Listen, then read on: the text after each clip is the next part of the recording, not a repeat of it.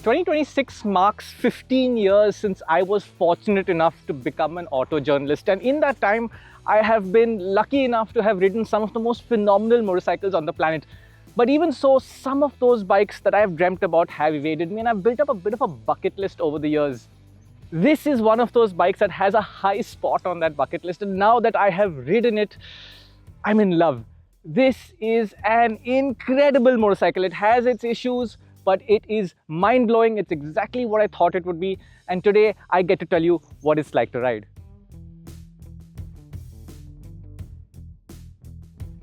Now, the 890 Adventure R and the 790 R before that have been out for so many years now that I don't need to waste your time by telling you what it is.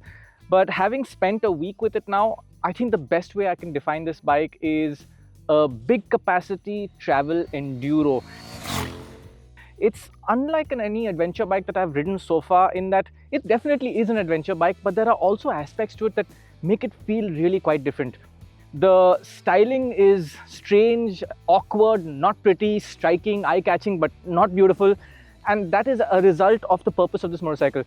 The famous underslung fuel tanks, they go down towards the side over here. It's 20 liters, but from the rider's point of view, you have a rather thin, narrow section out here, unlike every other big capacity ADV that has a massive fuel tank in front of you, which plays a role not only in a top-heavy feeling, but also playing with your mind in that you know that there's something really large up there, and it has a mental effect. In case you were wondering, you fill it up like a normal motorcycle. The only strange things about this setup are that the fuel gauge only works once the tank is below half full, and that the distance to empty indicator only works below the 200 kilometer mark. Those are quirks, but this system is still quite functional, and it's way better than having just a low fuel warning light. This is a heavy motorcycle by no doubt. It is 215 kilos, but it feels really quite different to other big capacity adventure bikes out there. On the highway, you've got a near 900cc engine, parallel twin. It's born off the 790 but improved in many ways, and performance is as strong as you'd expect. It's over 100 horsepower, 100 odd Nm of torque, so this is really powerful, great for highway touring. That's the travel aspect of the motorcycle. Comfortable seat, you've got a bit of a luggage rack out here. And the enduro aspect of the motorcycle comes in the way it's designed, the incredible suspension that it has. This is WP Explore suspension at the front and rear, 240 odd mm of travel, and it's beautifully controlled suspension. When I first picked up the bike from inside Pune city, the immediate impact was that this thing is not a soft and plush adventure bike like you would expect. And I actually stopped and I went through the manual and I put the suspension settings on what KTM calls comfort. And even then, there is this firmness to it. It's not brittle, it's not harsh, it's not bouncing you in any way, but it's also not soft and plush like a Tiger 900 Rally would be. And that really gives you the impression that this bike is not meant to be something cushy on a road, but it's meant to take a beating, take a lot of abuse, hammer it down a trail, hitting rocks, big jumps. That's the kind of stuff this thing was built to do. And there are these certain compromises that you have to live with in terms of maybe seating comfort, wind protection, things like that, aesthetics compared to a traditional ADV, but it's giving you so much back in return. And that's why I've landed up at this travel enduro sort of description in my mind, and it's why I've dressed this way today. I want the comfort and practicality of normal riding pants with pockets, but I also want the armor and the protection of an MX gear. I've got my knee braces on underneath, I've got my enduro boots on, because this thing is serious and it encourages you to do mischievous things, especially off-road. But let's go back and start with the road aspect. Now, I have owned a KTM 790 Duke, so I have a frame of reference when it comes to the engine and how the bike feels, and this is really quite different. It's a bigger engine, but it's more mellow. The 790 was always urgent, reactive. In fact, the fueling on that bike was not very nice. I had to buy an aftermarket piggyback ECU to fix the fueling, and there's no such problem with this bike. Its responses are duller when you're in normal road mode. If you put it in rally mode, then it gets quite sharp, but again, not overwhelmingly sharp. The sound is also quite different to the 790. Let's show you what that's like before we explain it.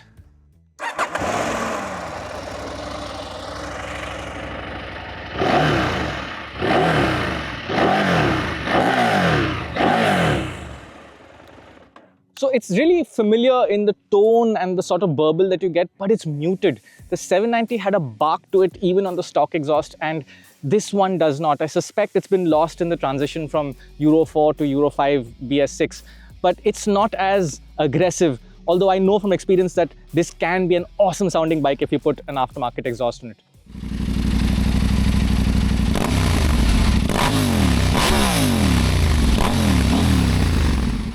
So that's the engine's sound and feel on the road. It's quite mellow. It encourages you to actually just settle on the road and use the road as transport rather than entertainment, if you get what I mean. Perfectly good road bike, but not like a multi-strada, not something that's going to put you in a sporty state of mind. And those tires have an impact on that as well. Good road manners, even on winding roads, the ghat section between Mumbai and Pune. It's a good handler. It leans over well. The tires take a little while for you to get some trust in them, particularly because of the way they look. But once you do that, there's a decent amount of grip available, not a huge amount of feedback, but you can lean the bike over. It's just that you don't want to throw it over like a sporty bike. Gradually move from side to side and you can carry good pace through the corners. In the wet, I don't think these tires are going to be particularly great. We had a short wet patch on the road today, and third gear, it's happy to spin up at the rear. So you probably want to be a little cautious. And on the topic of tires, this motorcycle ships from the factory with Mita's Enduro Trail Plus tires, just like you get on the 390 Enduro and the 390 Adventure R. Another aspect about the road manners that aren't so great compared to rivals is the fact that the brakes are adequate at best for road use. There's a quite dull bite. You need to put real pressure into the lever if you want to slow down in a hurry. Gets the job done. It's a double disc setup, but not outstanding brakes by any means. Again, it reminds you that this has been set up to work off-road.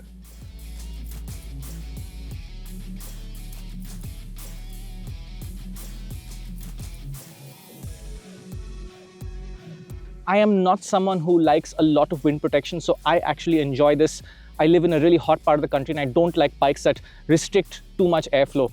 In the morning on the ride here, it was a bit chilly. I felt the coolness on my arms, but this windscreen worked well, chest was protected. There wasn't much helmet buffeting at early triple-digit speeds. So for me, this wind protection is good, but if you like your ADVs really shielding you from the wind, this is not for you. Seat comfort as well. It gets a little sore in a while. You can tell that this is a sporty seat, but from an off-road point of view, this seat is really nice. We'll touch on that in a bit. So it's good on the road. It gets the job done. In the city, the clutch is not too heavy. There is quite a bit of heat coming off the engine. You will feel it all over. And even through these heavy boots, I can feel the heat on my legs. Now, I haven't had an overheating issue with this engine. I had plenty of that with my 790, but KTM made the 790's radiator far too small for our riding conditions, and this has a much bigger radiator. So hopefully it can carry itself in Indian traffic, really bad Indian traffic. I haven't had a chance to see how bad it can get, but so far so good. Now, let's talk about off-road, because that is what the 890 Adventure R is all about. But before we do that, I'd like to show you what the seating and standing ergonomics are. And for that, let's just get the bike on level ground.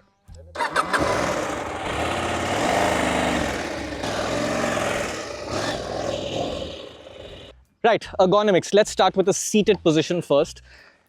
This is a capable bike, which means it's a tall motorcycle. It's 880 mm and not a particularly narrow seat. I like that KTM has given you a wide seat that keeps it comfortable on the road, but it's tall, and I'll show you how tall in a bit. For me, this is very comfortable. I love the riding position on the road. Neutral here. The handlebar is not too wide. It's not strangely high up. It just works. And it works even better for off-road ergos. This is probably some of the best off-road ergos I've experienced on an adventure bike. Everything feels natural, built to function. I've got a fantastic interface to hold the motorcycle here. The foot pegs are big and grippy. The bar is at a nice position for me. I could rotate and move it around. There is adjustment in there, but I really like this, and it allows you to ride well off-road. The seat also allows you to slide forward and back really comfortably. Now, let's show you what it's like for a shorter rider. This is purely for your entertainment and my own. We're going to call Ashley in here today. Ashley is 5'6". He's going to climb onto the motorcycle. Okay, Ashley, let's try and get your feet down. Okay, now let's lift the bike up. I got it. Don't worry about that.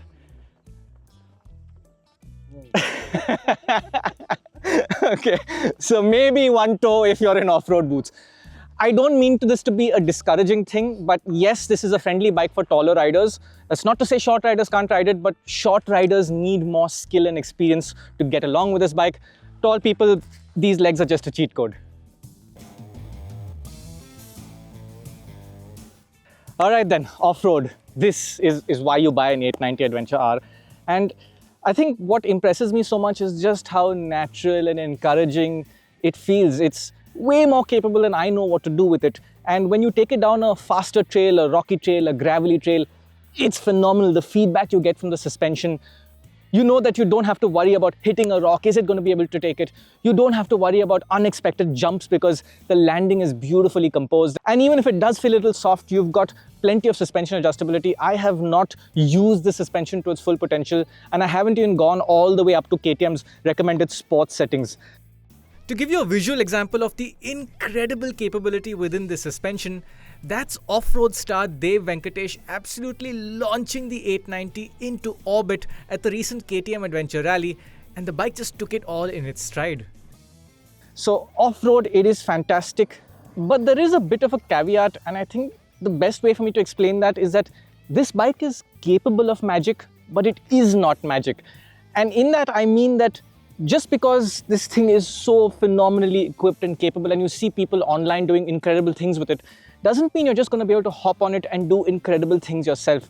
You have to remember that this is still 215 kilos. It's light for an ADV, but it is not light by any means. It's a big bike. And what happens with it is that there's the temptation to take it into more and more technical and difficult terrain. You want to keep exploring more. Can I do that? Can I do that? For example, I took it down the same trails that we rode the X-Pulse and KLX on. And on those bikes, it was all right. It was challenging but fun.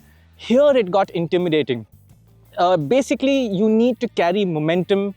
And if you slow down, then you really feel how big the bike is. If you've got momentum, if you've got skill and confidence, it'll take you through some crazy things. But you need those things. And right now, I'm a little bit low on confidence because KTM has offered me this bike by telling me I'm the first journalist to get it, but with a very earnest request that I don't damage it. That's because I was asked to ride the bike down to Goa for the inaugural KTM Adventure Rally, where this motorcycle was going to be handed over to some of KTM's lead riders for the event. Basically, that's always on my mind. Don't get carried away. There's just one of these bikes right now. Don't damage it. So essentially, you have to keep that in mind. If you are skilled, capable and fit, you also need a lot of fitness to ride these big things off-road. It can do phenomenal things, but keep that in mind. Features-wise, this is a decently equipped motorcycle, not incredible or, best in class by any means. There are some features that really work very well, but you have to kind of pay more for that. This is basically the tech pack that unlocks the rally mode, unlocks cruise control, quick shifter, motor slip regulation, which is a sort of engine brake control where if it detects that the rear wheel is locking under aggressive downshifts, even with a slip assist clutch, it will then open the throttle butterfly valves a little bit, let a little fuel in, then prevent the rear wheel from locking. These features come if you pay 40,000 rupees more for the tech pack. They're available for the first 1,500 kilometers and then the bike deactivates them. This has upset a lot of people worldwide. I think it is frustrating and just unnecessary. If you have these features in your bike, just factor it in the price. Don't charge someone a small amount extra for things like that. It's just off-putting. Hopefully, Bajaj, who now owns KTM, is going to change that in upcoming models. But I will say that 40,000 rupees is really worth spending because if you don't, the feature set is really quite basic. You have preset riding modes and the usual features like ABS, switchable ABS and traction control. But when you get that rally mode, that is everything. You can set the throttle response in it. You have a different display with a big number there that tells you what traction control level you're in. And you can just use these arrow keys up here to scroll up and down between traction control settings on the go. So if you're on the road, just raise it, you come off road, minimize it, no need to stop, no need to go through menus. It's fantastic and I love it. And I also love how they have set up the traction control on this bike. Even in level 1 or level 2, there is so much slip available that you don't need to turn the system off. You can have a lot of fun. It works with you off-road, and I think they've done a great job with that setting, but they shouldn't be charging you extra for it.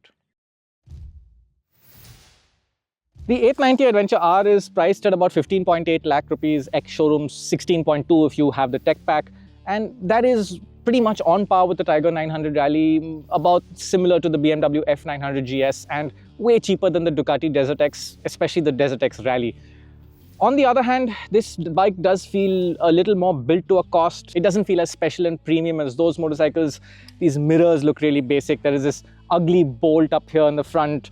It's not wow special feeling, but it does have a sense of ruggedness. The other thing to consider is that the big capacity KTMs haven't built the best reputation for reliability.